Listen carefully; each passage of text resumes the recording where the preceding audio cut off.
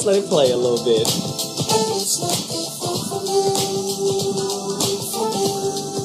Ladies and gentlemen, the So What Morning Show back in the building, and it's gonna be crazy.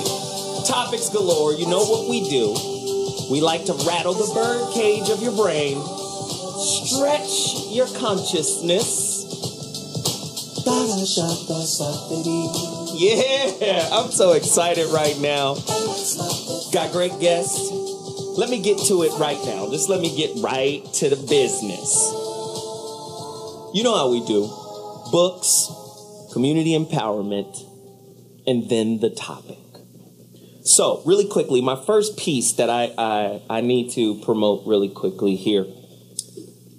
Just Listen, Dr. Mark Goulston. This is only one of about 4,000 books this man has authored and put out. They're all great. They're all dope. Very insightful. Please, don't hesitate. Go support the brother right now, Dr. Mark Goulston. Just Listen, as well as, this is a good one too, get out of your own way at work and help others do the same. Conquer self-defeating behavior on the job. Dr. Mark Goulston. Very important that you support his movements. What's your other one? Persuasion? What is it? Real Influence. Persuade without pushing, gain without giving in. Well, you're a little old. I understand. Right. Well, so yeah, here we go. Please support Dr. Mark Goulston. His work is very important. Good stuff to have in your reading, in your library. For today's book, for today's topic, Help! I'm in Love with a Narcissist by Stephen Carter and Julia Sokol, right? Help!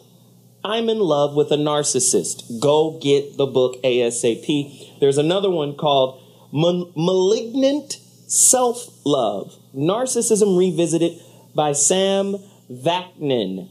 And I can't read this last name, but it's Hindu apparently. It has 37 letters in it, and I'm not going to be able to pronounce that. But Sam Vaknin, right? Malignant Self-Love, Narcissism Revisited. It's a little pricey, but who cares? It's going to help you. It's going to change your life. One other quick thing. I'm promoting an artist, a friend of mine. I've been knowing him for years. It's this guy's manager. This kid's name is Paris, right? And he has a breakout record here in Los Angeles on KJLH. I want you guys to call them. Oh, this is the music in the background. Apparently, it's being played on Los Angeles' KJLH. And we want you guys to request it. So the request line is 323-213. What is that? 310-3108. Reach out. Request a song. Paris. All right? That's what I'm doing there. Let me move to the next piece. This right here is Hot Monkey Lava. You know I like to present you with challenging things. This is my homeboy. I've known this kid since he was a kid, like 13, 14 years old. His name is Lemuel LaRoche. He is a poet, a teacher, a lecturer, graduated from Georgia, I think Georgia State. No, not Georgia State, but the Bulldogs. Which one? Georgia, forgot the name of that college down there. It's University of Georgia. The University of Georgia, the Bulldogs. That's where he's from. This dude is incredible. It's called What Can One Man Do? Life the Griot. What he has done, he's like a counselor, a therapist. What this kid has done is nothing short of amazing. He's taken the game of chess and applied it to life with dealing with inner city youth. So he sits these kids down and teaches them the game of chess. And he explains to them, you're a pawn in this game of life. But at the end of the day, if the pawn makes it to the other side of the board, he can become any piece on the table. You feel? Oh, it's amazing. Look at your life and the decisions you make. And just like in the game of chess, you have to make decisions with the forethought of 4 or 5 moves ahead. So just like you tell people to pause in that moment, just imagine what could happen if you acted. So in that brief moment, pause and find out and check in with yourself. Find out where you are before you do something. And he's taken these inner city youth, teaching them the game of chess in context to life. That's his community outreach program. It's a DVD. His website, pull up the website again. I think it's important that you guys support the guy. Go to his website, www.lifethegriot.com, or griot, however you want to pronounce it, lifethegriot.com. Very, very inspirational brother. And on top of that, he's an out of sight, out of this world poet.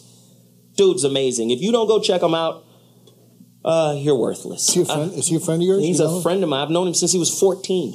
Okay, let's talk offline. There's an introduction I want to make to him. Well, let's do it then, Dr. G. Put your white weight on it. I'm just playing. Anyway, the white man has called my friend Lemuel LaRoche into a private meeting. Now, our in-studio guest. Wait, not yet. Not yet, because I'm so excited she's here. Not yet. I want you to go get blackmastery.com. Very, very, very important neurolinguistic programming that I've been pushing for the longest. The reason why I'm doing it is because it's life-changing. It's literally life-changing. I've been listening to it ever since she gave it to me. I've been listening to it every day. Blackmastery.com. Rewriting the programming of victimhood as it pertains to black consciousness. Rewriting Willie Lynch, rewriting all of the bullshit beliefs that we have about each other. I always say, when sisters start believing in brothers and when brothers start believing in sisters and stop listening to a negative propaganda-filled narrative that we, push on each other, we will be such a powerful, more loving and beautiful community. This woman with Iyanla Vanzant and all of these different neurolinguistic programming tools has put together a programming device that when you listen to it, it rewrites self-hate. I can't stress how important and powerful it rewrites self-hate. That's amazing. That's amazing. I mean, I'm on a section right now called The Belief Breakthrough. Let's break through some of these limiting beliefs. It is amazing. Blackmastery.com. Now, over to my home girl. Play the intro real quick. Do you hear that music we play? And everybody loves it. She's in the building. Jasmine J. Mitchell, Melodiously Fly, is in. That's her. Just singing and beautiful and. Go give us a piece, babe. Just give us a piece. Right now. Look, this is her video in the background. All beautiful and stuff.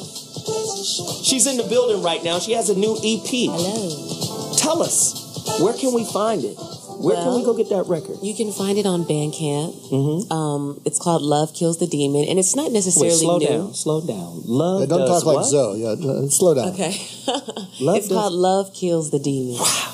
Yeah. EP on Bandcamp. .com, right? Yeah. And it's a donation-based process. Oh, yeah. Oh, man. Talk to him about just that. Whatever you feel like you want to donate. And I want to say thank you to all the listeners that have been purchasing it thus far. I know Zoe has been promoting it, and I just want to take some time to do that. Now that I'm here, I really appreciate the support from everybody. And I have a new album that I've been working on. It's called The Pharaoh's Parade, which is being produced by Shafiq Hussein. The Zed Festival for King Zoser? Indeed. The Pharaoh's Parade. Exactly. And this is some of the music. This is the first single off of that project, too. So, which should be coming out summertime. Beautiful. You guys have to support her. It's very important that you go out right now to Bandcamp. Love Kills the Demon. Love Kills the Demon. Yeah. Support her right now. J. Mitchell Melodiousfly.bandcamp. J. Mitchell Melodiousfly.bandcamp. Yes. That's what you need to do right now. Please show her love. Show her the Zoe What Morning Show love that she deserves. You guys been loving these tracks. Every time we play it, you give her love. Show her your love by supporting her movement. We appreciate you guys. Man, this is going to be a crazy topic. When I come back later, it's going to be crazy. I'm going to present a couple of more pieces before we get out of here, before we take this break. But when I come back, I'm going to come back with a topic. I'm going to tell them guests, questions, Today's topic is so crazy. It's bananas. I'll be back in 2.2 seconds, all right? Holla!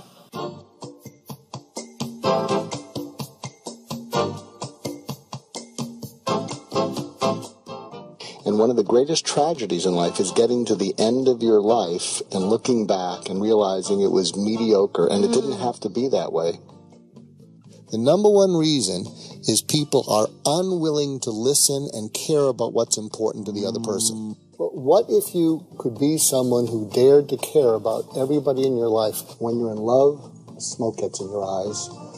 But when you're anxious, you talk more than you listen. I asked my wife a month ago, I said, I don't know whether to have an affair or buy a motorcycle. And she said, if you have an affair, I'll kill you. If you get the motorcycle, you'll kill yourself. Go with the bike. Hi, Dr. G. He hates his music. Don't I embarrass myself enough? I mean, is this like a dunk shot? You have to do that? I want Melodious Fly to do my intro. Oh, no. You got to have the elevator music stiff whiteness. That's for you. What kind of... Do I have to take ballroom dancing to even do that? Oh, my God. What kind of music do you want? You want Jay Mitchell to do your intro? I would love that. Oh, and now you're going to get some bass in your ear. I would love that. Larry White over here. Okay, great. What are your tips, man? Okay, Come on. Okay. Well, you're going to make the link to today's show. So here are my tips. If you go to Psychology Today and you look up Know Any Narcissists, you'll find this. But I'm going to read this to tee up our talk. And what's going to happen is after I read this, all of us will have to leave the room because it applies to all of us. Everyone. Okay, Know Any Narcissists. A know-it-all who doesn't know what he's talking about is a jerk. Whereas a know-it-all who does know what he is talking about is just simply an asshole. I think that sort of makes sense. Doc's cursing again. I'll take that back. I'll gargle during the break. Actually, I heard from a DWI attorney. Do you know that if you haven't been drinking and you've been gargling with Listerine and you don't swallow it, you will fail a sobriety breath test? Did you know that? Really? So don't gargle before you drive. Just drink the bottle. Anyway. Okay. So here are 13 ways about ways narcissists offend. So see if it sounds like anyone you know. See if it sounds like anyone you know in our room here. 1. You see, I saw that. Okay, Jeff isn't here because he knew he'd be on the list. They interrupt you in the middle of what you're saying and expect you to listen to them. What'd you say, Doc? There you go. No, I'm just kidding. They take offense when you interrupt them. They interrupt you. Let me finish. Go ahead. Let's go. Do you want to do this autobiography? No, I'm just... They interrupt you in the middle of when you're thinking about something without asking if it's a good time to talk, and they expect you to immediately stop whatever you're thinking about and give them your undivided attention. Wow, that's a run-on sentence. No, give me an example of that, though, Doc. Like, if you're busy doing something and they just come in and go, hey, look at this right here. Well, this is going to be very sexist, so I'm not only a racist, I'm a sexist on the show. Wow. A lot of times, men will be deep in thought about something. And often, sometimes the women in their life will think, well, if they're not saying anything, I can interrupt them. And so what will happen is the woman will just sort of say something and want your immediate undivided attention right then and there. And if you're thinking about something that you're trying to solve in your head, you have to bookmark it so you don't lose it. Oh. And now, I'm not saying that makes women narcissistic, but that's an example of when people interrupt you, they're self-absorbed with whatever's going on with them, and they think if you're not talking, you can be interrupted. Good point. Let's go, Doc. They expect you to change whatever you're thinking, doing, and feeling to what they believe you should be thinking, doing, and feeling, and for you to do it with a smile. And be grateful to them. Oh, thank you for helping me be a better person. They scowl and act hostile when you accidentally bump into them. That's a good thing. Have you bumped into someone and the narcissist will look at you like, what are you doing? Right. Or what the fuck are you doing? There you go. There we go. I'm glad you swore for us. Yeah. I just wanted to give it some realness. Let's see. If you're walking along the side of a road or on a path and you approach them, they make you walk around them. If you're walking toward it's a narrow thing. They won't move. They won't move. They expect you to move around them. They are easier to upset than they are to please. They rarely say, I'm sorry, and if they do so, they do it insincerely or begrudgingly or just to get you off their back. Wow. They rarely say thank you because they feel so entitled. They rarely congratulate you because they are unable to root for anyone else. How's that one? That's heavy. Oh, yeah. And when they demand something, you're afraid to say no. 12, when they complain about something, you are afraid to tell them to just deal with it because you're afraid they'll go ballistic or become coldly sullen and shut down. And finally, you're chuckling and agreeing with most of this list, but would be scared stiff to show it to them because you walk on eggshells around them most of the time. Wow. Ladies and gentlemen, with that said, those were the Dr. G's relationship toolbox points that's going to bring in today's show. Let me clear my throat. Me. The narcissistic show. That's what we're going to cover today. Narcissism. Very, very important topic. You know, I have some revolutionary ideas on it, Doc, you may not like. However, we're going to go at it hard. Here are the questions. In this competitive, me-first, capitalistic American culture, right, would you say this is the perfect incubator for growing a healthy nation of narcissists? Right? We're competitive. It's me first. That's capitalism at its finest. Right? Michael Jackson was a narcissist. Perfectionist. You know, this is about me. It's in love, but play the record the way I made it. Right? You have to be a narcissist in order to survive here in America. Who disagrees? Who agrees? 855-878-4652. Question. How is a narcissistic personality disorder diagnosed? And is the person doing the diagnosis, right? Let's just be real. Are they coming from a space of an actual science? There is some question that psychiatry isn't an actual science. They consider it a pseudoscience. Some people do, right? Crazy stuff. Is there a cure/treatment for narcissistic personality disorder? I'm of the same mindset as Doc. I think everyone is narcissistic, especially in this culture. You can't not be. You can't not be, right? Should ageism, racism, sexism, and classism be seen as a type of societal narcissism?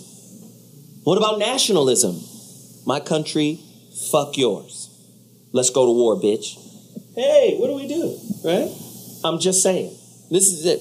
What about religion? We're the chosen ones. The rest of you are farter for the devil. Spiritual narcissism. It's every institutional narcissism, right? I studied at Cambridge. You went to DeVry. I'm going to get the job. Right? I'm just saying. Narcissism is in the fabric of our society. Yes or no? Somebody call us at 855-878-4652. More questions. How do you know when you're dealing with a narcissist? Right? Are narcissists more likely to be takers than they are givers? How about it? Very interesting questions. Can mild narcissism be a good thing? Is mild narcissism a kind of confidence? Where does the line get blurred? From conceit, confidence, arrogance to, fuck it, he's a narcissist, right? Is there such thing as some healthy selfishness? Like, isn't there a point in some relationships where you just go, it's time for me to be about me? I've been about you long enough. It's time for me to be about me. When does that cross the line? And think of this. If you're a narcissistic parent, are you now raising your child in an environment to where when they get into intimate relationships, they attract a narcissist like you? You remember that old saying, daughters date dudes that remind them of their dad? Right? Not to say dad's a narcissist, but to say there's this natural inclination to kind of gravitate towards individuals that you were raised by. So say mom's a narcissist, right? And you magnetize a narcissist in your life because that's what you're used to. That's what, you attract who raised you, what you are. Isn't that an interesting concept? 855-878-4652. We have a caller on the line. I think it's important that we get to them. Miss Jones, talk to us about this concept of narcissism. Are you dating one? Are you in trouble? Hey, Zoe, this is Linda. Linda Jones, you're dating a narcissist, aren't you? Or is it you? It could be Linda. Would a narcissist call in? I guess they'd... Yes, she would. Are you being narcissistic by calling in and saying, listen to me? I mean, Hi, Linda. Hello. I'm wondering, my ex-husband told me recently that God told him to let me know that he forgives me for him cheating on me. Is that a narcissistic behavior? Wow, that's a hella question. Did you hear that, Doc? Her ex-husband told her, I forgive you because you made me cheat on you. But God told him to let me know. God told him. This nigga's Joan of Arc. God told him. God told him to forgive you for pushing him to cheat on you? That's what happened. God told me, you're forgiven. Well, no, I'd say, Linda, you know the answer. That's pretty narcissistic. If he's what he's really saying is, it's really interesting. The more, and tell me if he's this way, the more immature someone is, the more they believe that they are entitled to act on whatever their impulses are. Yes. Yes. Because part of maturity is pausing before you act on an impulse. We all have impulses. And that doesn't mean you should walk around suppressed and repressed like I am on this show, compared to my co-host. And there's the joke attempt again. It's the ignorant white comment of the day. This is your conscience speaking. I'm done. Make your point and move on. Wait, that was point 3 about interrupting somewhere. I think what he was saying is I was entitled to cheat on you, and it's interesting. There's a distinction between being entitled and deserving. And what's interesting is most narcissists act entitled, and what that means is. And they have something called narcissistic rage when you confront them.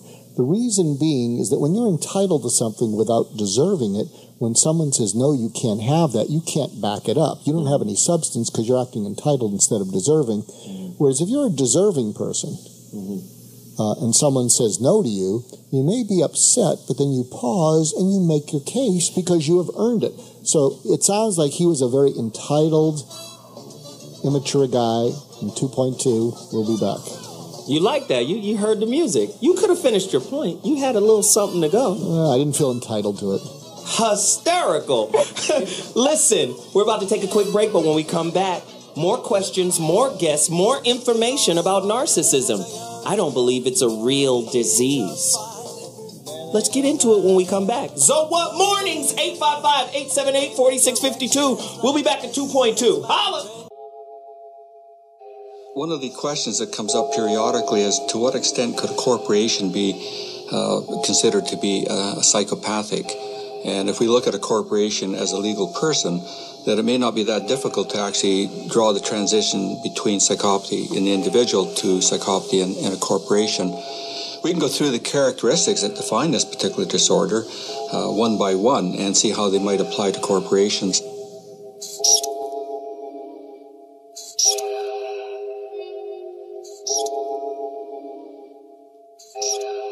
They would have all the characteristics. And in fact, in many respects, a corporation of that sort is the prototypical psychopath. Ladies and gentlemen, our country is a corporation. Our culture behaves like a corporation, like a psychopath. How then, if we are raised in this society, are we not all narcissists and psychopathic and selfish to some degree? Dr. G, talk to me about the DSM. They every decade or two they do a revision of the Diagnostic and Statistical Manual for the American Psychiatric Association. So they come up with all the latest illnesses and codes, and that's important for coding, for diagnoses, to get insurance to pay and all that. And in the recent edition, which is very controversial, I could be wrong, but I believe they have deleted narcissism as a disorder. So they don't have narcissistic personality disorder. And the reason for that is they believe that too many people are narcissistic. How about it? Meaning, well, I think you just said it. I think more and more people are self-involved. I heard a really good quote that I thought was kind of eloquent. And it said, people don't do what's important to them. They do what they care about. And the best people care about what's important to others. That's good. And so how often do you see people pausing to do something where they actually care about what's important to others? But don't you think it's dangerous for the professional ilk of our society, and I'm talking about the doctors and the clinicians and the psychologists, to make a disease out of selfishness? Well, that's an interesting angle here. Well, you know, through all, at least past a few decades in terms of psychiatry and diagnosis, they do something, I think this is interesting, they do something between, they call it something between an axis 1 or axis 2. An axis 1 is biological stuff that often needs, unfortunately, medication. That's schizophrenia, bipolar, manic depressive, antisocial. Depression. No, not antisocial. So axis 2 is the personality disorders. And personality disorders, they only respond to meds if they have an underlying, psychosis or depression. You can have a personality problem plus those other things. And the treatment, as flawed as it is for personality disorders, is psychotherapy. And you bring up an interesting point about, can narcissists be helped? And the definition, unfortunately, of psychopaths is they can't be helped. Now, that should mean we throw away the towel, but the idea is if they can't experience remorse, if they can't experience any responsibility for their actions, then why change them? But a narcissist, they're not always that way. Sometimes, that's interesting. In fact, I've kind of turned a corner because I'm often brought in to help narcissistic people who are very smart and very good at what they do, but they run over other people. And the distinction I make, and I'll push them away, is I'll treat anyone who's a narcissist because they don't know any better. But if they take delight in hurting people, they know, especially or hurting people below them, I won't work with them because I can't root for them. Right. And so there are some people that are self-involved because they don't know any better. And often the way I screen those people is sometimes if they're very smart, I'll listen to them and they'll be bragging and whatever. And I do something called the Columbo maneuver, which is after the detective. And so they're crowing and whatever, and they're talking, and then I'll sort of hit my head and I'll go, oh, it's a shame. And they'll say, what? I'll say, no, keep talking. And then I'll say, oh, it's a shame. And they'll say, what's a shame? And I'll say, do you know how much success you're leaving on the table because of how you piss people off? I mean, you've done well enough to get to this point, and they're bringing me in because, you're pretty good at what you do, but you are leaving success on the table, and you have no idea how much you're leaving. So that often hooks them in because they want to be more successul. But those people I always put on probation. Wow. So really quickly, we have two more of our regular cast members in the building right now.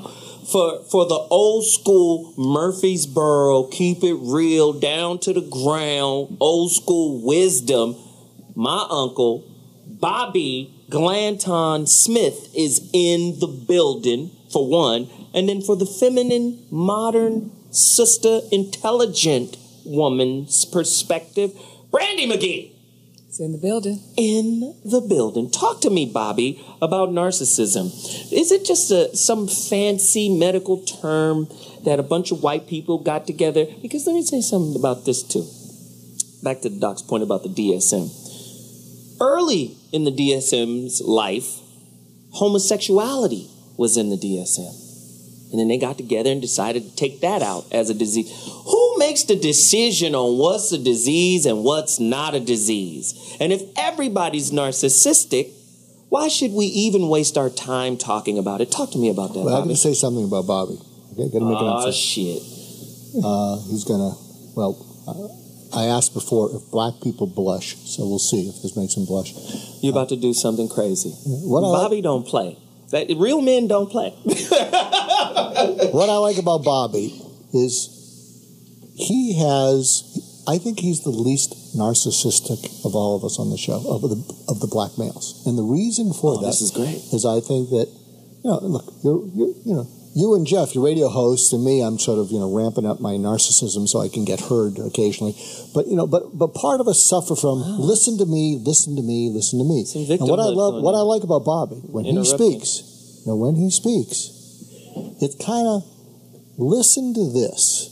It's not so listen to me, but I love, he comes in, listen to this, and this is how I sort of make sense of it. I'm not saying I'm right or wrong, but I think that's a great quality that he brings to the show, and that's why we don't bring him up that often for that reason. Bobby, he complimented you. And I appreciate it because I don't get many of those. And it gave me an opportunity to just really reflect on this notion of narcissism. I don't even know how to spell it. I used to, but I'm having trouble with some of the R's and the C's and all of that now. It's all good. And it's because I dismiss most of it on this belief, and that is self-confidence is sometimes considered narcissism. Sometimes people who are insecure act narcissistic to, cover their flaws. And I think I fall somewhere in the middle. I know people, and that's why I really appreciate you feeling that way, and I believe it's genuine, because I piss enough people off that they don't even bother with pretending that they like me or even respect what I got to say. And I've gotten old enough not to give a shit. And I'm real comfortable with that because the first thing I had to learn was I'm going to have to just deal with the fact that I am what I am, and in some circles that's intimidating to people. And I learned that primarily from being around high-profile folks who I didn't have to even struggle with, look at me, or all of that, because other people draw that out of me sometimes. And to know that I'm in a circle of people where I don't have to go through that, it appears that I'm not as narcissistic as other people swear that I am. So it's a conundrum for me to try to figure out where I fit in the profile of narcissism, but I'm going to take to heart what you said and say thank you very much. Wow. Well, I just got a flash on you, so and I love having you on the show, and I think part of it is you are owned by something, and what you're owned by is the truth as you understand it, and then you share the truth as you understand it, and it comes across in a wonderful way, as opposed to this is my point of view, and you better respect it. And it's just I think you're a role model for how to be able to stand up for something, and not make it all ego-driven. So I love having you on the show. Okay, that's a good point. Brandy? That's fantastic. I'm just sitting here enjoying the love that's in the room right now. Well, it's respect. It's respect. Love. Yeah. Brandy, talk to us about... respect you, too. Well, thank you, of course. Dr. Mark.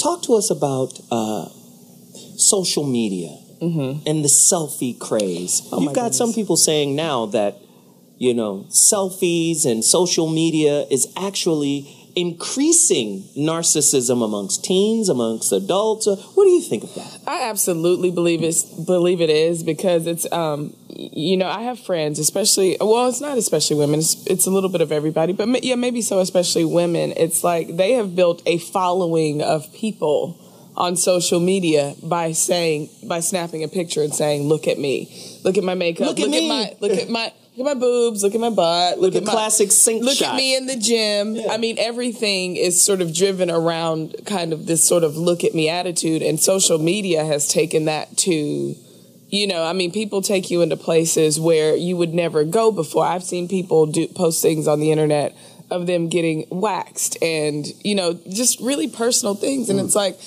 why is it that you are that much into yourself that you think that we need to share this part of your life with you?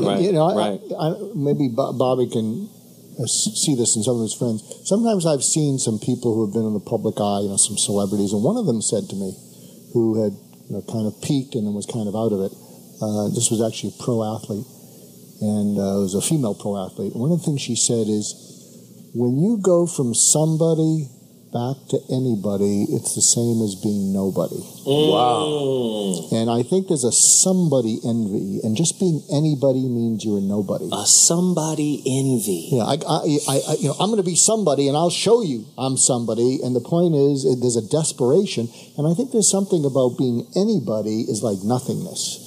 And it's sad because I think what you see when people show selfies of the waxing thing, there's a desperation. Anyone who looks at that after they're finished laughing will say, "My God, you're so insecure." I mean, don't broadcast your insecurity. I mean, you want people to think well of you? What are you, crazy? Mm-hmm. Great point. Great point. But he said, are we going to break? I'll continue when I come back. It'll take longer. It won't. Okay. No worries. Ladies and gentlemen, So What Morning Show's in the building. If you want to participate, 855-878-4652 is the number to dial. That's 855-878-4652. It's crazy right now because we're talking about, in my opinion, a mythological disease.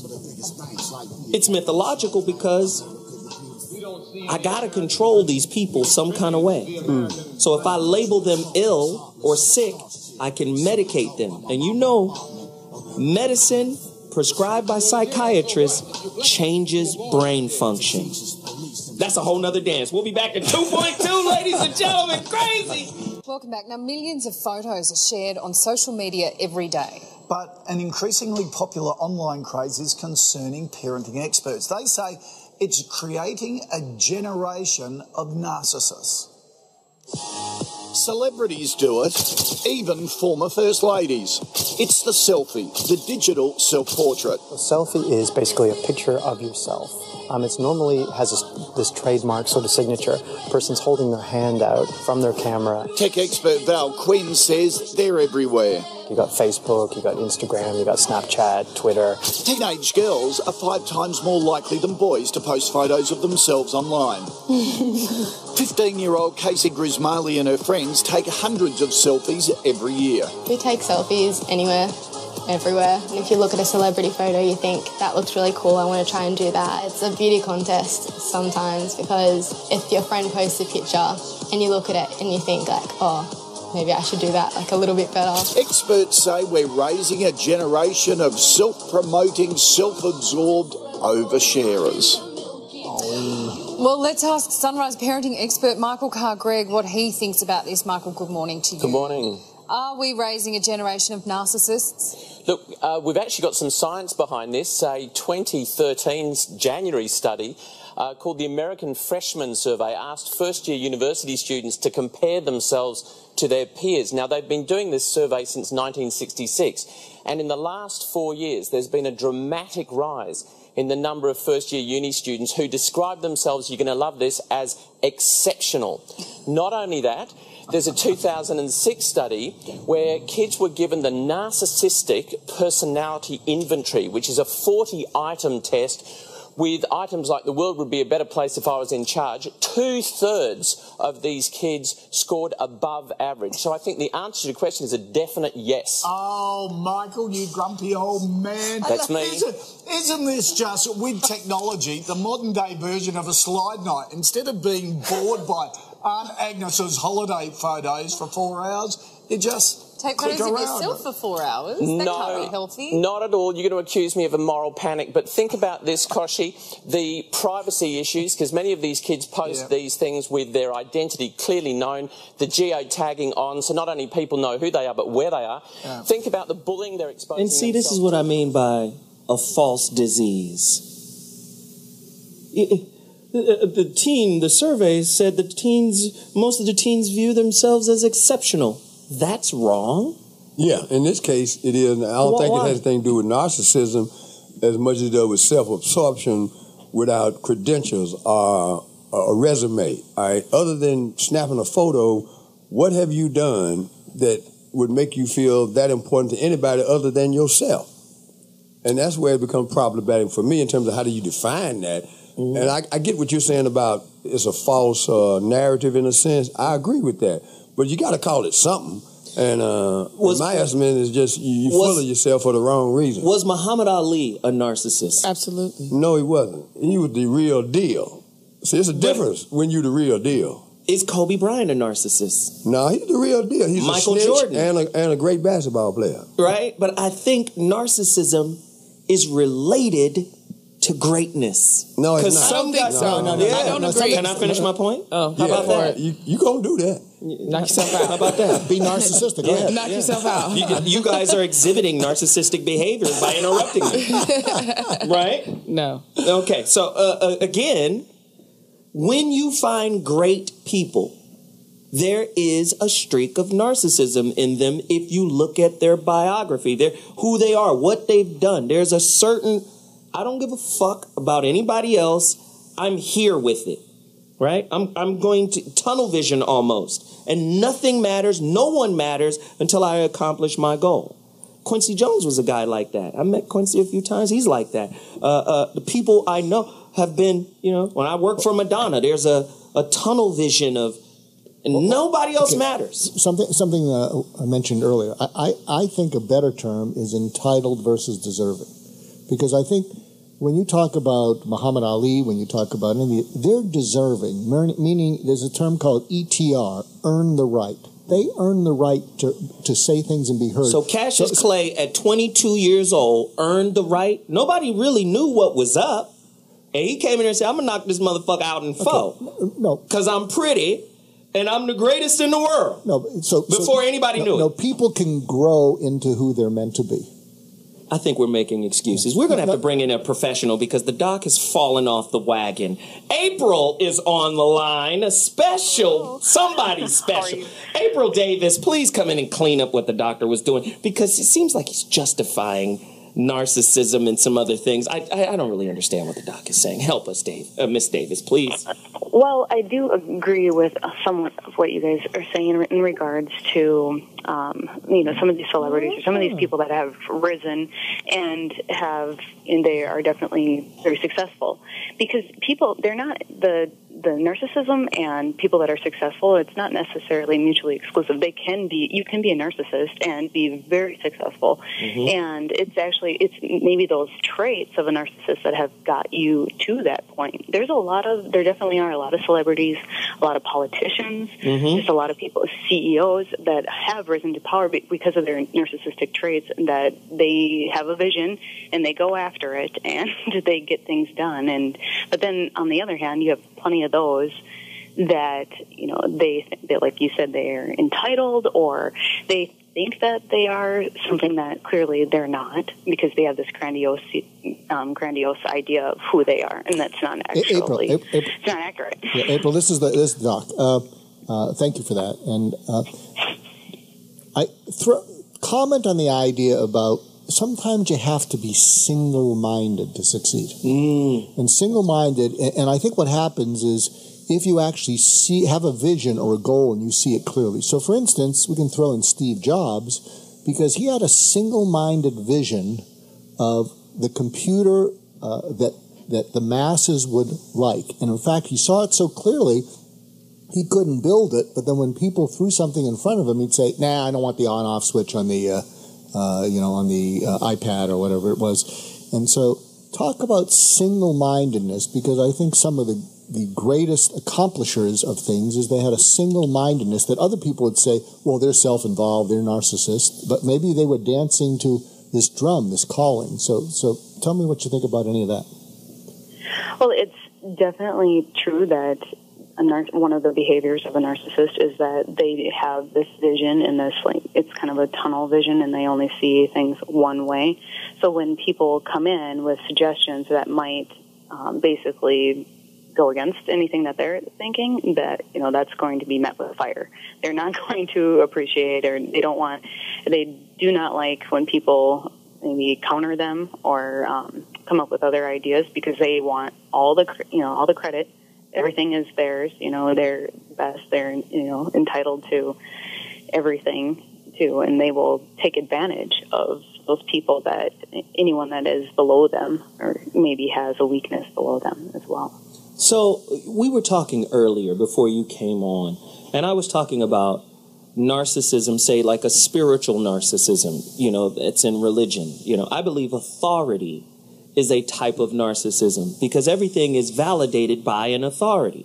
right? Whether it be education, whether it be religion, you know, the spiritual narcissism says, I'm a Christian and, you know, all this other stuff, all these other religions, you guys are going to hell. And then of the Christians, only 144,000 of those are going to make it. So that entitlement of I'm chosen, say even the Jews, we're the chosen people. So anybody that isn't chosen, I don't know how it's going to work out for you. I think there's a kind of narcissism embedded in every institution we have. So I think it's so ubiquitous that not only is it not a disease, but I think it's a mechanism to keep people quiet in a lot of ways. Because look at the breakdown of what narcissism is. Prolonged grandiosity. What about the royal family? That's narcissism, right? That's prolonged grandiosity, is it not? What about the American government? The way they govern the people? What about how the society is stratified and poor people stay poor because they're locked in ageism, racism, sexism, classism? Is this not a type of societal narcissism? Talk to me about that, Ms. Davis. Well, I think you're taking pieces of what narcissism is and applying it to a lot of different areas. And what really the narcissism comes down to is that it's somebody with all these like 5 characteristics. It takes 5 characteristics out of like I think it's 20 that they have to qualify tell us in the order 5. for them to be considered as a narcissist. Tell us well, the 5. one of them you just mentioned is like grandiosity. They think they're better than everyone else. Another one is a lack of empathy. Like they cannot relate to other people. They cannot, if your mother died, they can't understand why you're upset or something like that. Another one is they're envious of others. So if they see other people doing well, they hate on them and will talk negatively about them. So fourth one is they take advantage of others in order to achieve their own ends. So they'll put other people down, they'll take advantage of their weaknesses and just exploit them all together. So here's my point. Here's my point here. I think you've laid those out pretty nicely. But they all apply to the culture in which we live. Everything you said can be applied to those institutions that I mentioned. Every single one. And if we're raised, listen, how we interface in a society is through cultural game rules, right? And if we're playing the cultural game rules that are established by the society in which we live, then how can we exclude them for responsibility of our mentality? If we're raised by a narcissistic culture, how can we then not be narcissists? Or how can everybody not be narcissists? And why would that then be considered a disease? I need to understand. Voltaire, he was a French philosopher, I guess. Yes, we know. I'm sure you know better than I do. I don't even know his first name, so you can fill me on that. But Frenchie Voltaire, I think it was. Frenchie. But one of his famous quotes was, "With great power comes great responsibility." I thought that was Spider-Man. Yeah. No, that came afterwards. That was Uncle Ben from Spider-Man. No, I'm just... Like I said, forget Voltaire. But I think that's what we're talking about, is that I think it's okay if you have great power and authority, but I think you really have to feel that you have responsibility. Like I think the royal family, now I'm not that tuned into them, but I think they feel a sense of great responsibility, the royal family in Great Britain. Really? You think all of the colonialism and colonizing and... Come like on I said, now. throw that to the curb. Yeah, just stop it, damn it. I'll save it for my... Stop it. That's for my white... The lack of empathy and colonizing other countries and...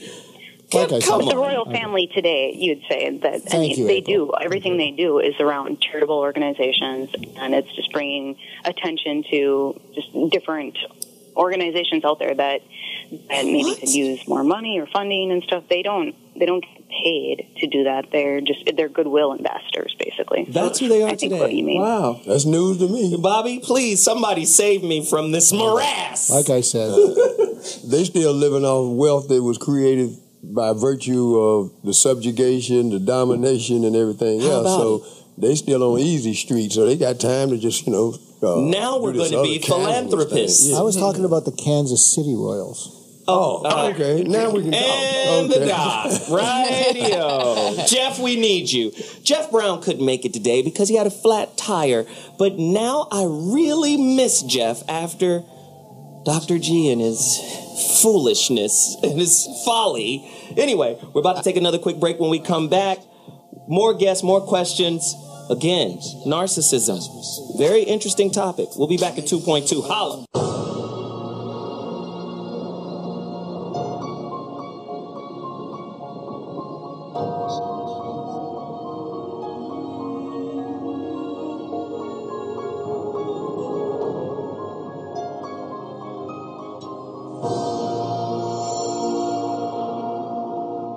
The roots of psychiatry have to do with control, power, and alienation from certain groups of people who are uncomfortable to be around.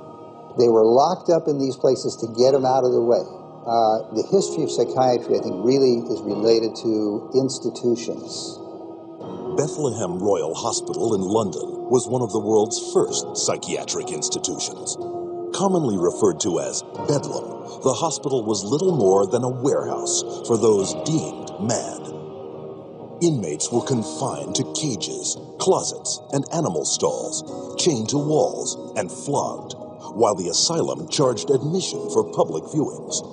In the 18th century, William Batty was the first to promote that his institutions could cure the mentally ill. Batty's madhouses made him one of the richest men in England, though his treatments were every bit as inhumane as those practiced in Bedlam, with not a single patient cured. His financial success triggered a boom in the asylum business and an opportunity for psychiatrists to cash in on this new growth industry. This was an era where, on both sides of the Atlantic, specialized institutions for the mentally ill are beginning to be built in large numbers. Those institutions date back certainly to the beginning of the 18th century, and in a few cases even earlier than that. But the explosive growth of an asylum sector, of asylumdom, as some historians have called it, is very much a 19th century phenomenon. It's that period when the state is persuaded to invest tax dollars in building these places. But while those who ran the institutions were getting rich, psychiatrists yet lacked the credibility to maximize their cash flow. In order to justify their profession, they needed to come up with these biological solutions, or they didn't have any profession. The only way for them to solve that was to attempt to start believing that these people that were suffering from emotional disorders was from a biological basis. Whatever was done to make this person more manageable would be simply called a treatment. And the sad reality is that many of these so-called treatments were, in essence, torture. The near-drowning devices that were developed in this period, for example, must have been appallingly frightening. For example, one device involved putting the patient into a coffin, closing the lid, and dumping it into a bath of water, and then opening it up and trying to revive the patient. There were a range of these things, and the mortality rate was very, very high. Psychiatrists next sought to give credence to their practices by cloaking them in the language of medicine. This repackaging of treatment became known as the medical model. Somebody who's really hyper and manic, if you're wrapped up in a cold sheet and dunked into some water, you're going to quit acting manic because that's a punishing treatment. But as soon as the symptoms started to go away, they started to believe that somehow by wrapping them up and dunking them in cold water, it was draining the toxics out of their body. So they built the medical model around that. Pushing the biological theory of mental illness a step further, an American, Benjamin Rush, put forth the idea that insanity was caused by too much blood in the head. The cure? Remove the blood by any means possible. Restraint, cold water, bleeding, even terror. And with that, a new medical model was created. Benjamin Rush was probably the most famous American physician of the Revolutionary era. Rush was known as the master bleeder. He bled his patients for madness, He also invented something called the tranquilizer. It's a chair that looks a little bit like an electric chair. The patient was confined in this apparatus, sometimes with cold water applied to his or her head, for some hours at a time, and Rush announces in a letter that he's invented this new contraption and dubbed it the tranquilizer. Rush's often lethal procedures were detailed in his 1812 textbook, which remained psychiatry's authoritative source for the next 70 years. He was so revered that in 1965, Rush was enshrined as the father of American psychiatry on the seal of the American Psychiatric Association. As the 1800s wore on, psychiatry's mounting failures at curing madness threatened their financial bottom line, forcing them to invent new medical models. The cures promised were not delivered. So by the 1860s and 70s, a growing mood of pessimism was covering Europe and North America, that effectively the new institutions were ever growing in size, but not growing in their effectiveness.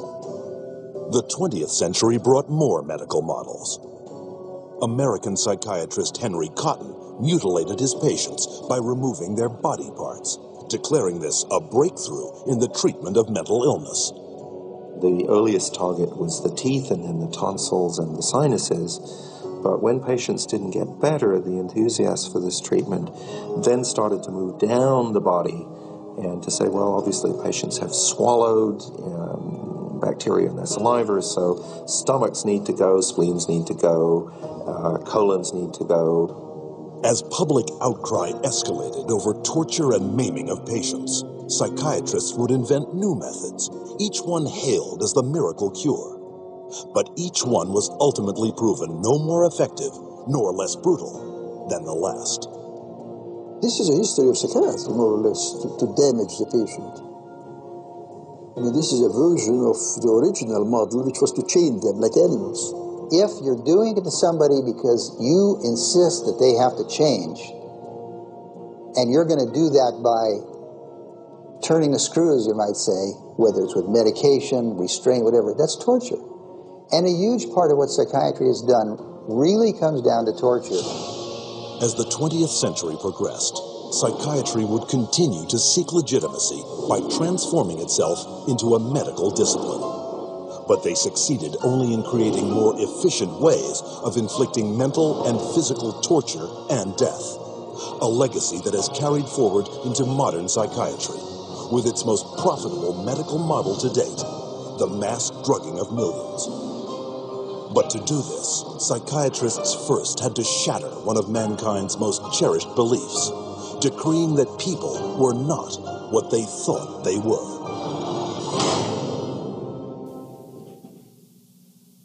Okay, I'm a psychiatrist. Yeah.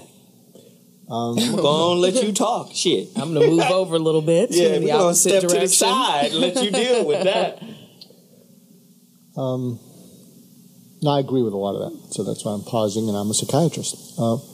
There is a book called The Moral Treatment of American Psychiatry, and it's out of print, but you should check it out if you can get it. It's by a guy named Bockover, and I actually read it in my training, which was in the 1970s. And what's interesting is what happened is around the time of the Civil War, there was a bunch of very humane psychiatrists who, instead of treating patients by locking them up, they had these patients live with them in the psychiatrist's home, and they do farming. They treat them like people, and the recovery rate was pretty high. Mm-hmm. And then what happened is the American thing is, well, if a rule's good, let's make it bigger. And so they started to increase the size of those, mm-hmm. and they increased them into institutions, and they increased them into big mental hospitals. And then what happened is they kind of dehumanized it. And when they dehumanized it, but if you read this, you'll say, why aren't we doing this now? Mm-hmm. And I think the challenge right now is it required a kind of patience, that people don't have. People are very impatient now. Mm-hmm. And I think if you rush someone who doesn't have a psychiatric disorder but is a little bit slower than you, and the way they think, you're going to get irritable with them. You're going to jump down their throat. And so there's actually an organization that I'm promoting everywhere called the Life Adjustment Team, lifeadjustmentteam.com. And I'm promoting it because what they have is case managers who work with people where they live. So they don't have offices. They go out and meet psychiatric, drug, and alcohol people who relapse greatly, and they form a teaching, mentoring, coaching, kind of a loving bond.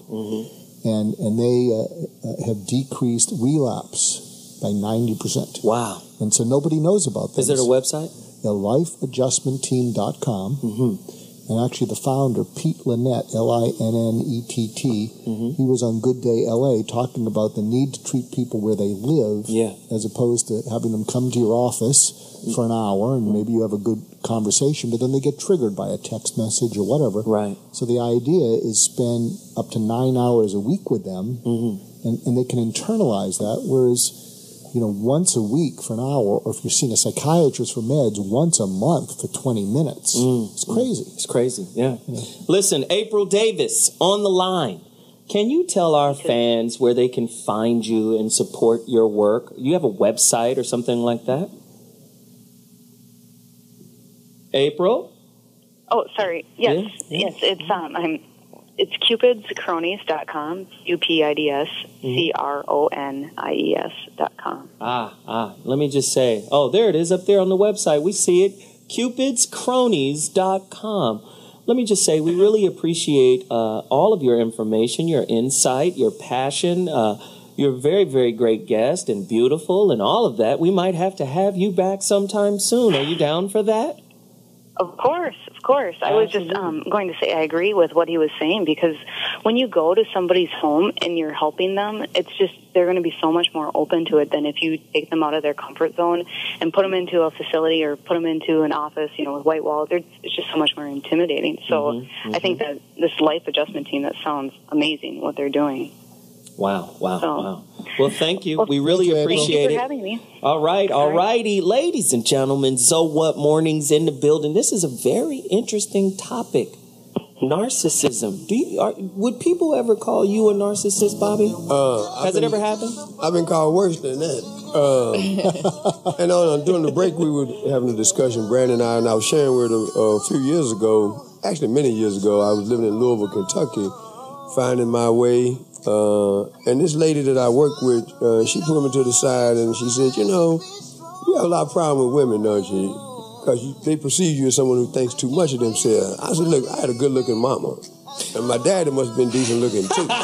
So I don't know why people want me to act like I'm an ugly guy, you know. Wow. And she said, it's not just that. It's just how you wear that. Yeah. It can be overwhelming to people, that kind of thing. And now she told me that she went even deeper than that. She said, don't spend no time in the mirror if you're in the company of a woman. I said, I don't. She said, well, you got another vibe that's causing that perception that you think too much of yourself. So, no, I'm not narcissistic, but it's in the ballpark. There it is. Ladies and gentlemen, we'll be back. More questions, more guests. It's crazy. Narcissism. Let me clear my throat. We'll be back. Hey, who's that begging on that song right there? It's the homie Paris. Oh, wow. Yeah, it's all good. We'll be back. Pathological narcissism is a ubiquitous phenomenon because every human being, regardless of the nature of his society and culture, develops healthy narcissism early in life. Healthy narcissism is rendered pathological by abuse, and abuse, alas, is a universal human behavior. By abuse, we mean any refusal to acknowledge the emerging boundaries of the individual. Smothering, doting, and excessive expectations are as abusive as beating and incest. With 7 billion humans on the planet, the need to assert oneself, to be noticed, to be recognized as unique, is ever more pressing. No one likes to feel like a cog in a machine, an atom in an organism, or a speck among billions. Consumerism and mass communication that lead to global cultural and societal homogeneity foster the same narcissistic reactions and provoke the same narcissistic defenses in whole collectives as they do in individuals. Wow. Yeah, somebody needs to give me an interpretation. Yeah, I was going to say, what exactly I understood was he every saying? word. All right. Well, break it down. Well, you guys hear any Ebonics? What is that? He was very clear. Said everybody has an innate. There's 7 billion people on the planet. Everybody has an innate desire to want to assert themselves. He said nobody wants to just be a cog in the machine or an atom in the organism. People want to be the organism. They want to be the movement. And it seems to be natural to have a natural, narcissistic, selfish kind of drive on the inside. And April Davis mentioned that earlier.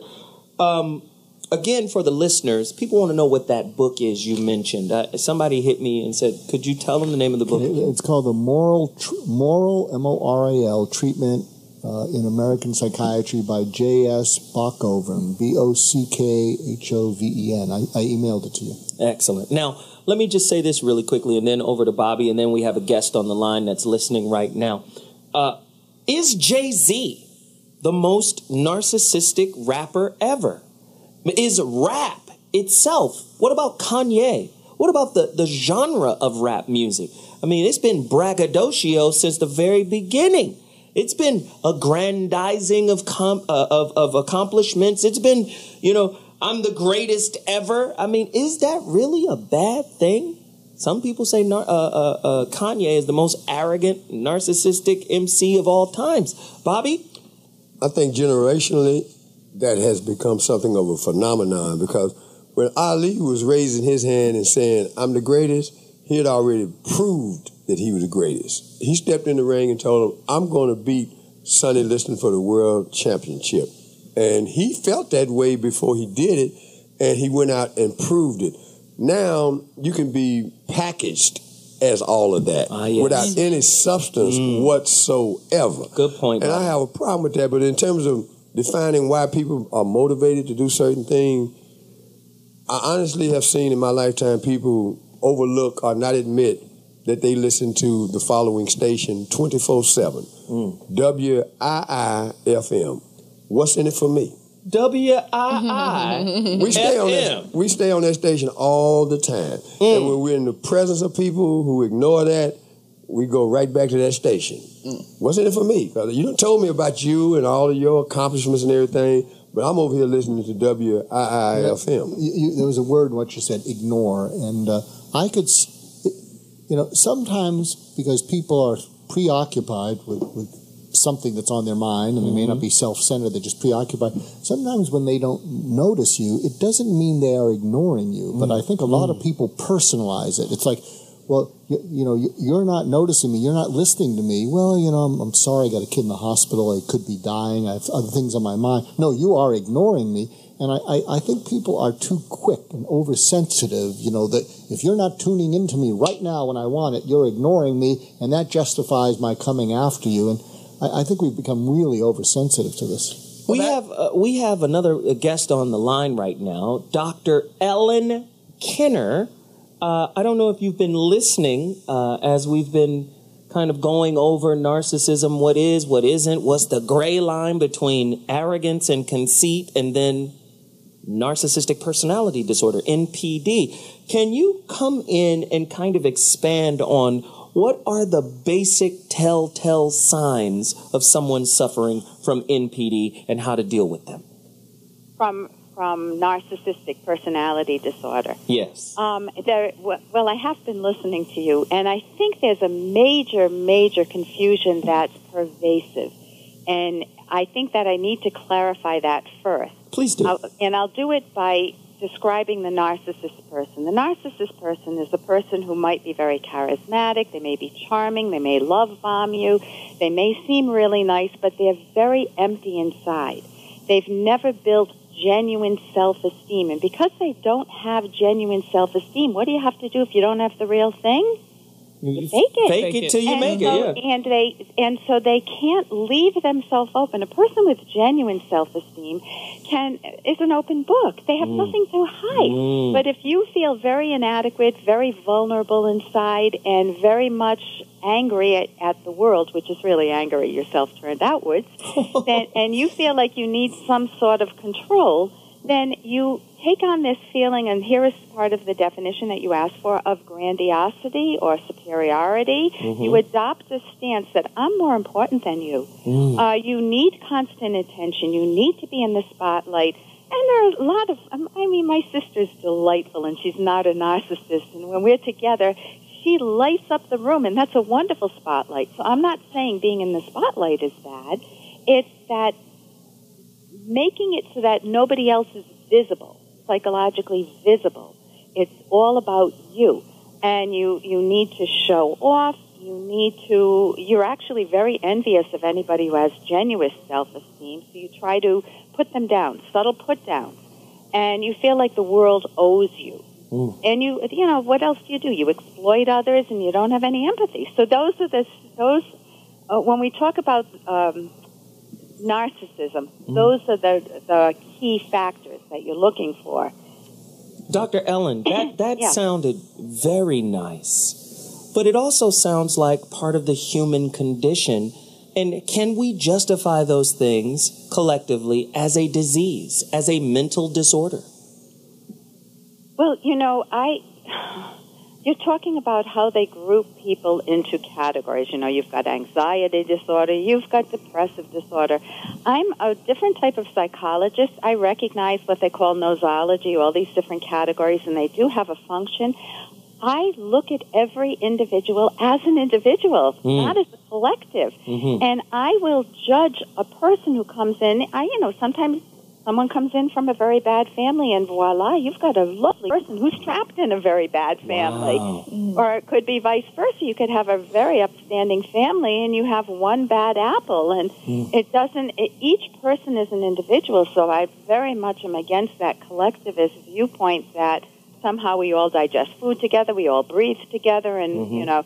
But I'm not against categorizing so long as the application is to an individual. Excellent. Really quickly, because I don't want to waste your time here. We want to get your websites because we want people to follow you and go to your website. You're not being put off the show just yet because we still need your insight. But what is your website really quickly? What is that? Okay. I have my website is Dr. Kenner, DrKenner.com. And I've got articles I've written, books I recommend, and I have a radio show, too, The Rational Basis of Happiness, so they're a podcast. But also, I wrote a book with my co-author that has a very provocative title. It's a very daring title. And the title is The Selfish Path to Romance. Yes. How to Love with Passion and Reason. And what we mean there is not the me only, my way, or the highway, narcissistic way to romance, the mean, rotten way. We mean the self-esteem, self-nurturing, self-respecting for both partners way to romance. Doc, are you still there? Yeah, I'm still here. Okay, I had one more question based off of what you said before, and I thought it was really profound when you were talking about self-esteem and the narcissist. Is it kind of like hyper-masculinity, where, you know, the person who's insecure about their masculinity becomes super macho, like over-the-top macho? Is it kind of like that? Well, that would be one form of it. You feel real insecure, and so you try to cover up that insecurity instead of trying to ask yourself questions. Why don't I feel masculine enough? Why this bravado? Why do I need to have the motorcycle and the chains, or if it goes in the other direction, the top hat and the whatever, you know, whichever direction it goes. Why? And people are afraid, many people are afraid to ask questions of themselves. They can ask it of anyone else, but introspection, looking inward and asking yourself questions is very hard. So that would be one manifestation of it, but it can show up in many manifestations. And it's not just men. It's women too. Ooh, yeah. Yeah. This is the doc in the show, so we're a paradox. Anyway. Boom, boom. Okay, Jeff Brown's took me a not here. I apologize for it's terrible. I know. Jeff! I'm acting out. Jeff, where are you? He's acting out. I'm being narcissistic. He's acting out, really. He really is. Okay, let me speak to the other doc on that thing. Okay. Great to have you.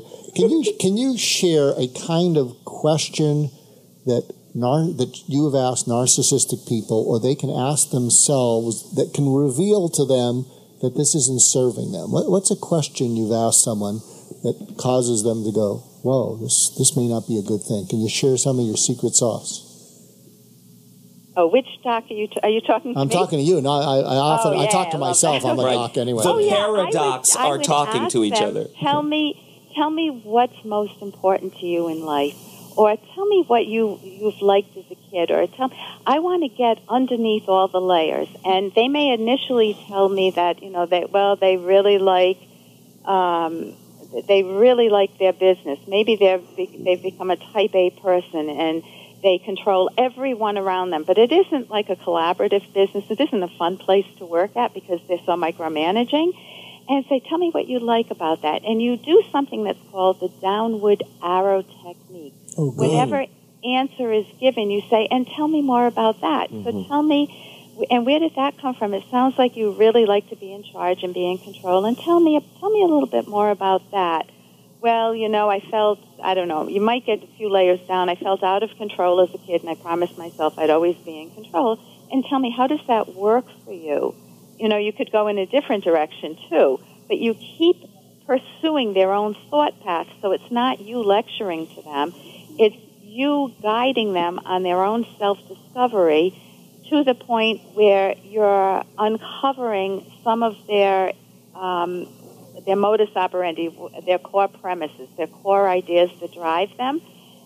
But you have to do that in a context. I never try to take away a person's what's holding them up initially, the props, until I help them see the possibility of building self-esteem genuinely. That's wonderful. What's it called? The downward spiral? It's called the downward arrow technique. Downward arrow technique. You take the answer they first give you and tell me more about that, and tell me a little bit more about that. And where does that come from? And you keep tracking that down, and you usually get to some very powerful emotions. Wow. Thank you so much for that. Hang on. We're about to take another quick break. That's the Big Pill in the background. These are my homies. Live band. Got the Tower of Power horn section. My homeboy from Dina is the DJ. It's cold music. We'll be back in a bit. Unobtainable. Let's go. Narcissistic personality disorder is one of the most interesting personality disorders because most of us feel like we know somebody who's a narcissist, and probably we do. Most of us are familiar with the idea of narcissism or narcissists. They basically are very self-centered, and this is the hallmark of the personality disorder, but it goes to an extreme that can lead to problems. They're so insistent on being considered the best or only associating with the best. They believe that they're entitled to special treatment and that other people and other people's needs matter less. So there was one study done in England where they evaluated executives from various companies and they evaluated inmates at the local prison, and they found that the rate of narcissism was about equal between the two groups. And what this tells us is an important point about psychiatric symptoms and psychiatric traits in general, is that they exist along a continuum, and the presence of a particular trait by itself doesn't define whether or not something is going to be a disorder.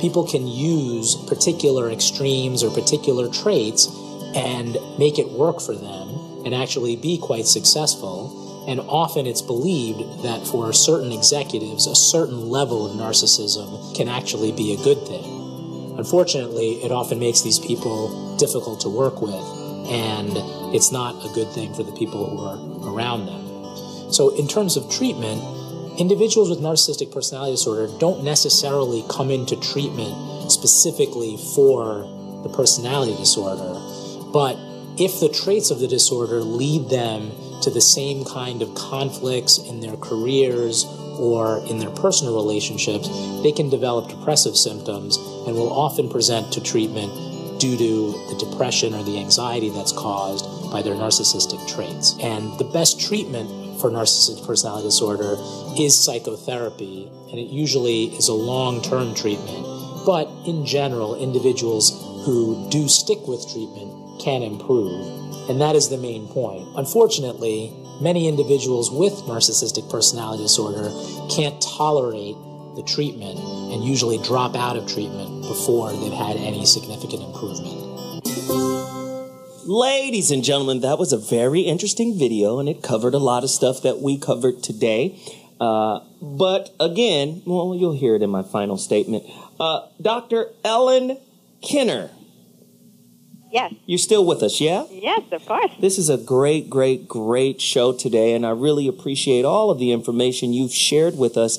Help me to understand something really quickly. If you're in an intimate relationship or marriage with someone and you discover that they are a narcissist, like they suffer from NPD, do you throw the baby out with the bathwater, or how do you heal the relationship or fix the relationship or cope, or how do you deal with that kind of person?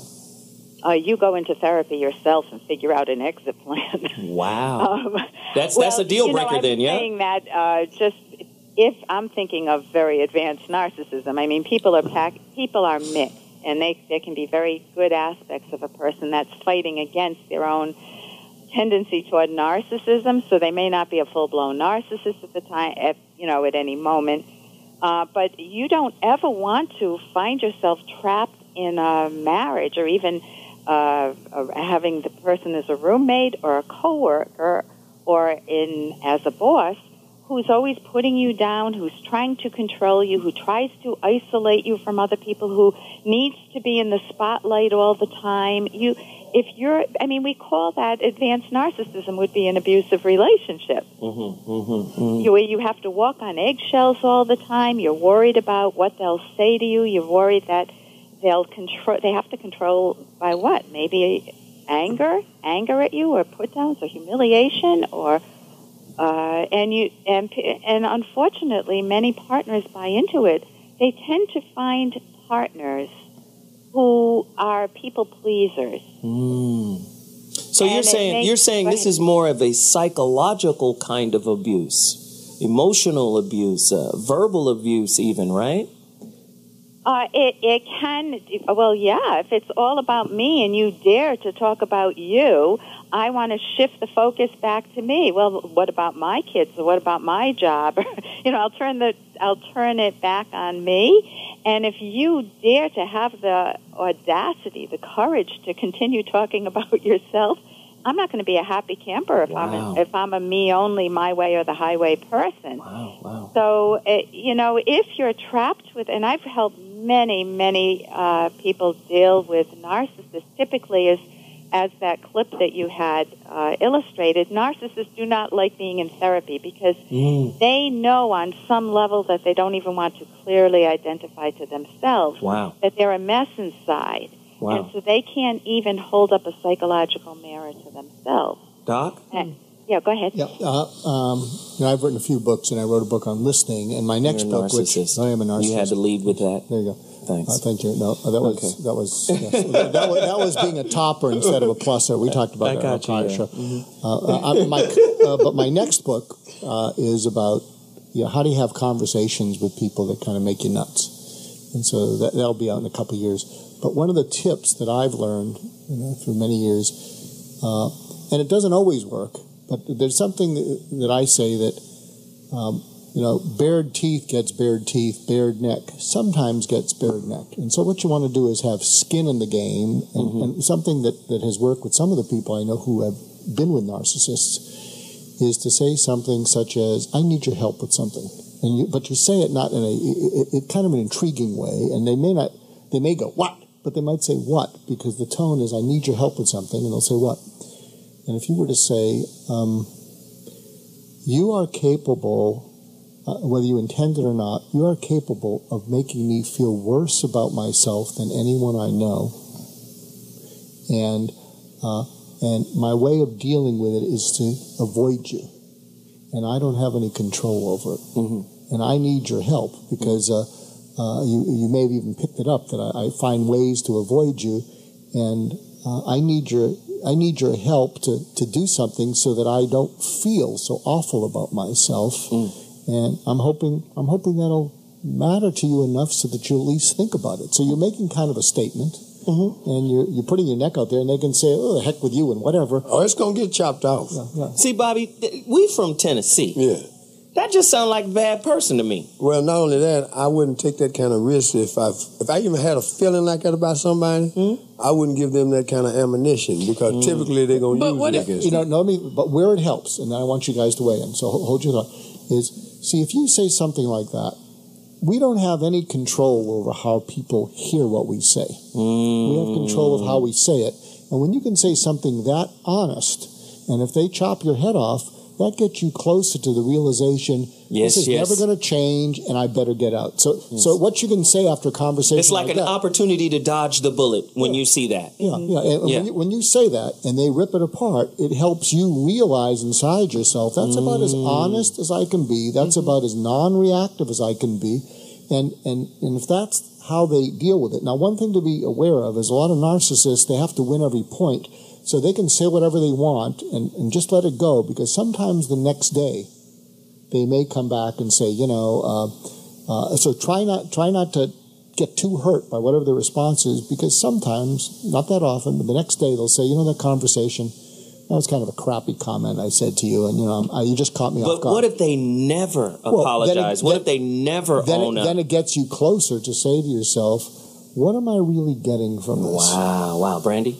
Yeah, no, I was just going to say, I mean, I know you guys probably would not react well, or you're saying that you wouldn't react well to somebody saying that, but I mean, if you're in a relationship with somebody and there's something invested and there's a reason for you to want to work it out, and you come to them with something like that and they don't respond well, and I know I've dated some narcissists before, and you can switch things around to hopefully like, okay, well, let me say it to you this way so that you can understand what I'm hearing. And at some point you're like, you know what?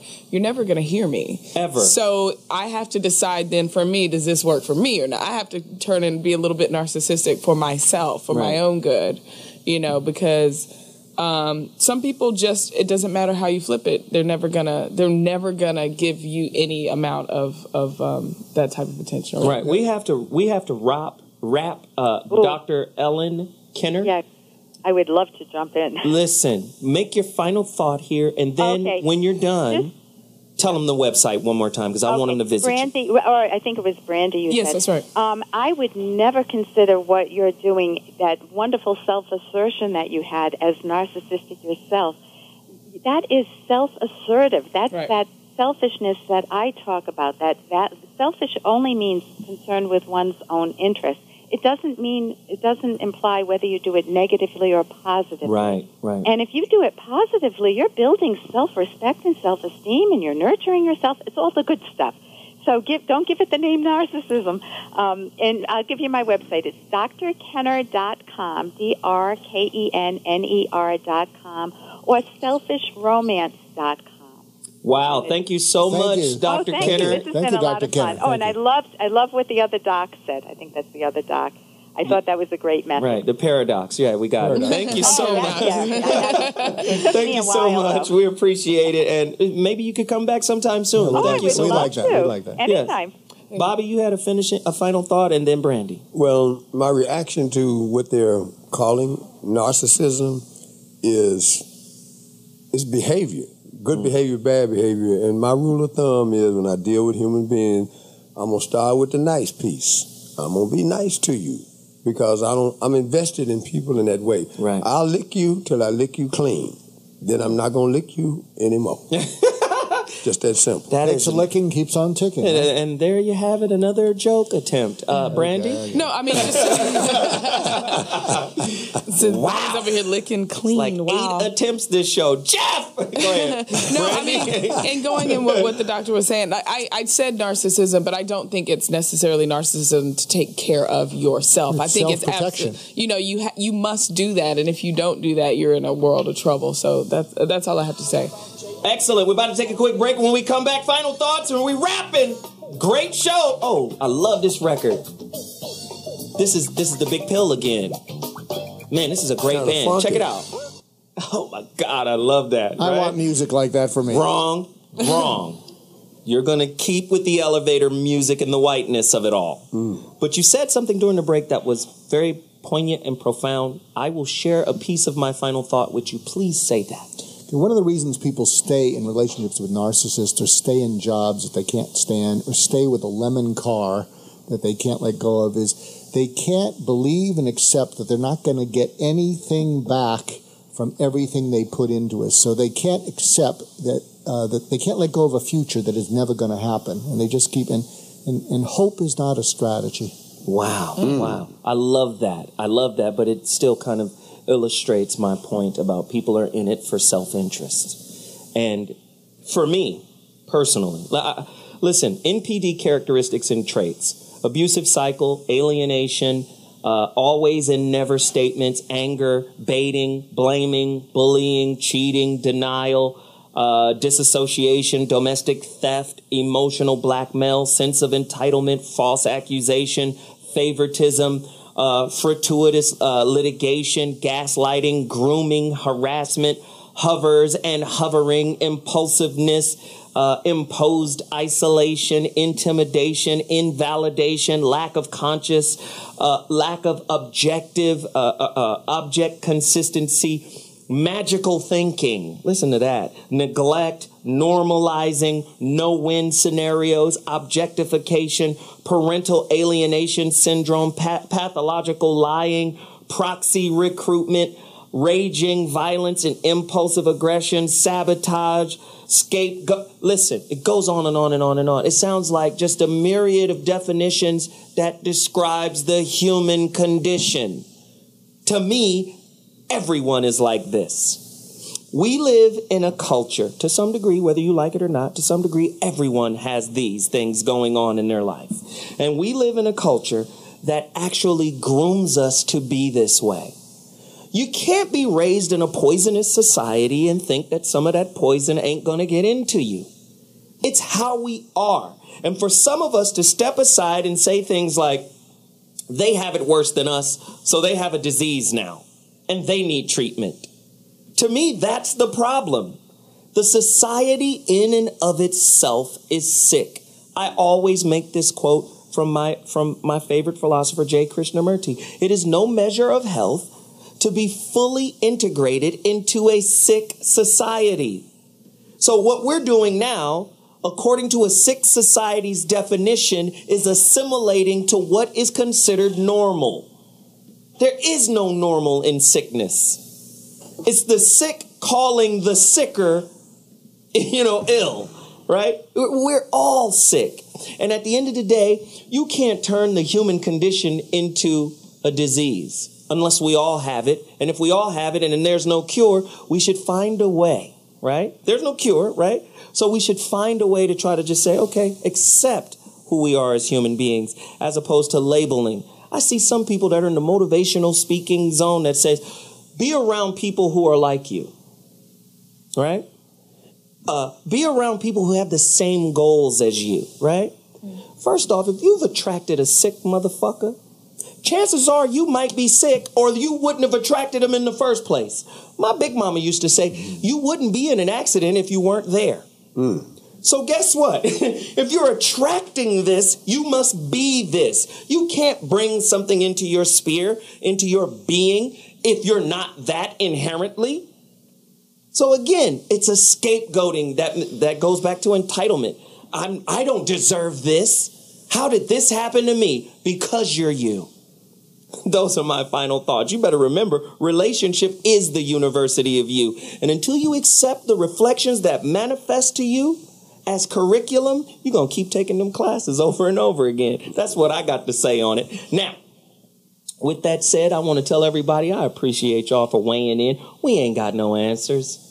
We just want to spark the damn conversation. Let's keep talking. Let's keep challenging the beliefs of all of this stuff. Because if we don't, we just accept it and try to fit in. And if you're fitting in, you're not alive, in my opinion. You got to challenge it. So what mornings? It's what we do. We'll be back next week with another flamer. I had a ball. Oh, don't forget, go to my man's website, Ramomart, right? Ramomart, you gotta go there, support the brother's work. I just like to keep supporting. What about me? What about me? Oh, Bobby At Glanton. Glanton Smith, that's a Twitter joint. RealMenDon'tPlay.com. Get with me. Get with me. We love you all. We'll be back next week. Deuces!